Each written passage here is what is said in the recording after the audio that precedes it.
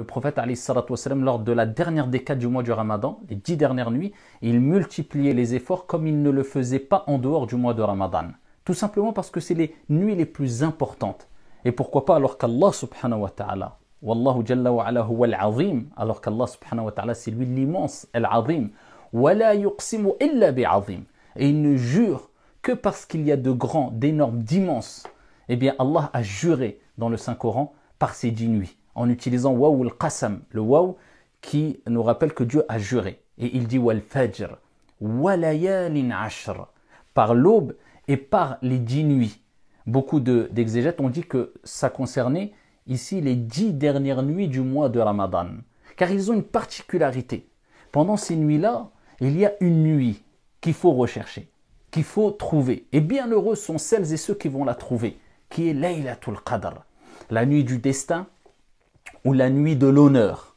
Et Allah subhanahu wa ta'ala nous a rappelé ce que renfermait cette nuit. Et il nous dit, Bismillahirrahmanirrahim, Inna anzalnahu fi laylatil qadr.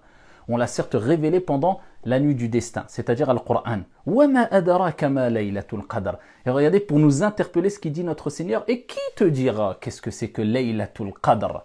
Laylatul Qadr khayrun min alfi shahr. La nuit du destin, elle est meilleure que 1000 mois. Si tu veux, meilleure que 83 ans de ibadah, d'adoration. Toute une vie, une seule nuit, subhanallah. Comment ne pas être sur ses gardes? Comment ne pas multiplier ses efforts afin de bénéficier des mérites que renferme cette nuit-là, qui est meilleure auprès de Dieu que 83 ans d'adoration, de ibadah. Ce que tu vas faire pendant cette nuit, c'est meilleur que 83 ans. Khayrun min alfi shahr. Tanazzalu al-malaikatu war-ruhu fiha bi'idhni rabbihim. Eh bien, qui descend pendant cette nuit bénie? Eh bien, les anges al-malaika. Et à leur tête, l'ange Gabriel Jibril alayhi salam. Salamun hiya hatta matla'il fajr. Eh bien, c'est une paix et un salut jusqu'à ce que rentre l'aube al-Fajr. Pendant cette nuit-là, eh bien, se passent des choses extraordinaires. Tes actions vont être multipliées, auront beaucoup plus de valeur. Peut-être grâce à cette nuit-là, les actes d'adoration que tu vas faire, d'un point de vue spirituel, tu vas te rapprocher de ton Seigneur comme tu ne l'as pas fait depuis ta naissance. Parce que Dieu va multiplier tes actes d'adoration pendant cette nuit-là. Donc, ne la rate surtout pas. Et le prophète, alayhi salatu wassalam, l'avait compris, comme il le relatait dans le hadith fi sahihayn. Eh bien, Aïcha nous dit que quand les 10 dernières nuits commençaient, le prophète sallallahu alayhi wa sallam, il serrait son izar. C'est-à-dire, c'est une métaphore pour dire qu'il s'éloignait même des rapports pendant les nuits. Et ici, il priait toute la nuit et il réveillait sa famille pour une partie de la nuit afin de leur faire profiter de la prière de la nuit et des actes d'adoration. Surtout, ne jamais être négligent pendant ces 10 dernières nuits. Fournir un maximum d'efforts et dire les meilleures des paroles. Quels sont ces efforts? Quelles sont ces paroles? On va le voir tout de suite, incha'Allah ta'ala. Mais avant cela, eh bien, Allah nous dit dans le Coran al-Karim, dans un autre verset coranique, dans Surat al-Dukhan, Inna anzalnahu fi laylatin mubaraka. Il parle encore de cette nuit qui est Laylatul Qadr.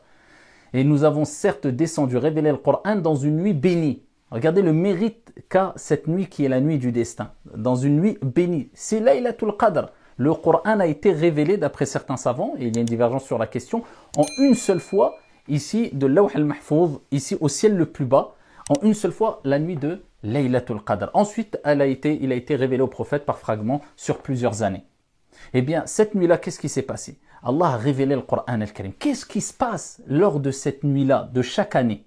Eh bien, Allah, il dit, Inna kunna munzirin, nous sommes certes avertisseurs, fiha yufraqu kullu amrin hakim. Lors de cette nuit-là, la nuit du destin, eh bien, est décidé tout ordre sage. C'est-à-dire que Allah subhanahu wa ta'ala, il informe al-malaika de ce qu'il y a concernant ta destinée dans al-Lawh al-Mahfouz, qui est la table préservée où tout est écrit. Eh bien, il y a ici des informations qui viennent de Lawh al-Mahfouz, qui sont transmises aux anges, des informations te concernant, nous concernant, sur tout ce qu'il va se passer dans l'année à venir. Donc, qu'on soit dans une position d'adoration spirituelle complète, lors de ce moment où tout va être décrété ici pour nous, pour l'année à venir, incha'Allah ta'ala, c'est la moindre des choses. Et le prophète sallallahu alayhi wa sallam, il a donné une information cruciale à Aïcha radiyallahu anha wa ardaha. Lorsqu'elle l'a interrogé, elle a dit à Rasulallah, eh bien, si je trouve cette nuit, je suis pendant la nuit du destin en train d'adorer Allah subhanahu wa ta'ala dans l'ibada, que dois-je dire, que dois-je prononcer? Le prophète alayhi salatu wassalam, il lui dit quelle invocation on se doit d'apprendre et de multiplier et de prononcer lors des 10 dernières nuits du Ramadan. C'est cette invocation.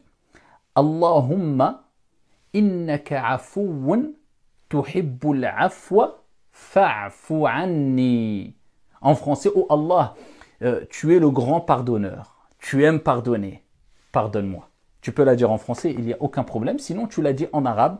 Allahumma innaka afouun tuhibbul afwa fa'fu anni. Oh Allah, tu es le grand pardonneur, tu aimes pardonner.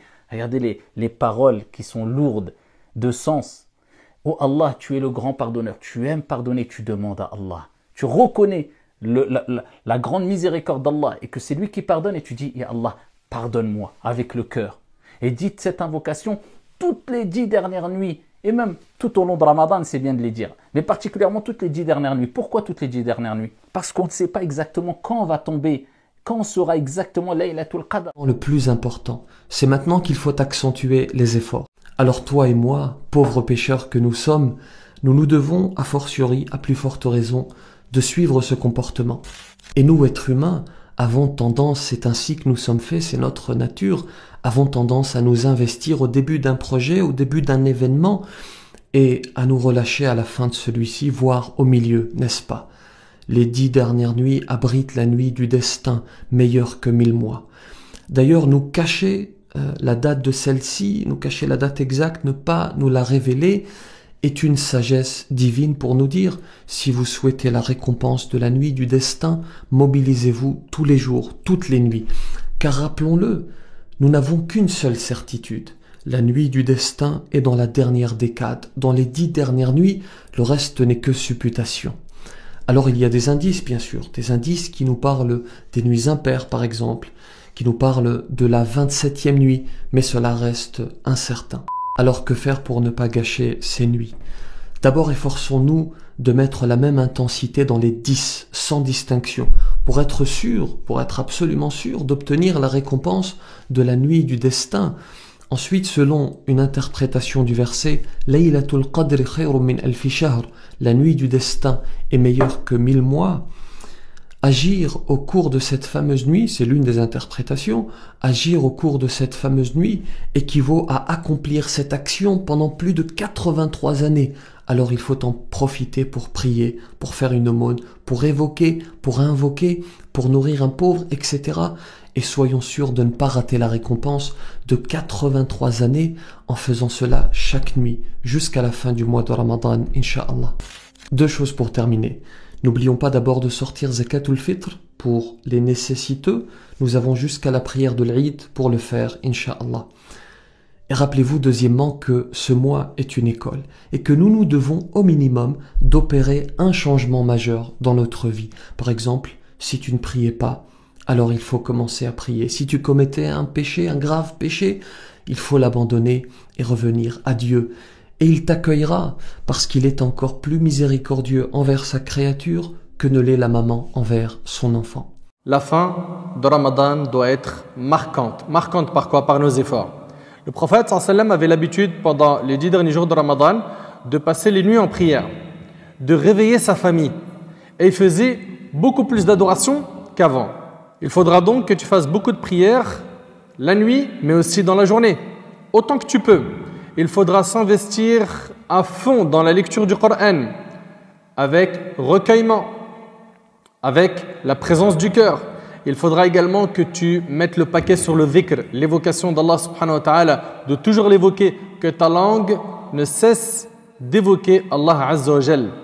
Également, multiplier les invocations, de supplier Allah subhanahu wa ta'ala de nous pardonner, de nous affranchir du feu de l'enfer, d'accepter de notre part ce jeûne.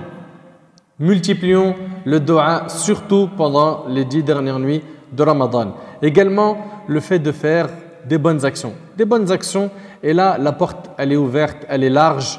Il y a énormément de choses à faire. Sois utile. Sois utile et fais beaucoup de bonnes actions.